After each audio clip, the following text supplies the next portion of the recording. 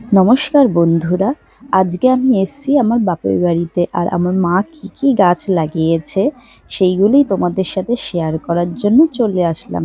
এই যে লেবু গাছটা দেখতে পাচ্ছ, এই লেবু গাছটা কিন্তু অনেক পুরনো গাছ। আমার মা কিন্তু সেরকম একটা গাছ কেনে না।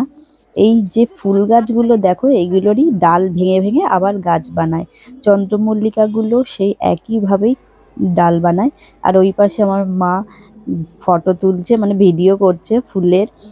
যেহেতু নিজের হাতে যত্ন করে, নিজে মানে সব যত্ন করে দেখে, ওই জন্য নিজে একটু ভিডিও করে করে সবাইকে দেখায়।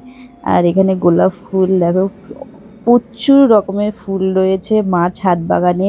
আর কিভাবে মা যত্ন করে সেই সব নিয়েও যদি কোনো তোমরা জানতে চাও, তাহলে আমাকে কমেন্টে জানিও। আমি মার কাছ থেকে মানে মাকে দিয়েই আমি ভিডিও করাবো। মা তখন বলবে কি কি সার দেয়, কি করে, কি যত্ন করে। মা কিন্তু সেরকম গাছ কেনে না, সবই ডাল ভেঙে ভেঙে বসায়, আবার সেটার থেকেই আবার গাছ তৈরি হয়ে যায়। আর দেখো কত যত্ন করে এ মা।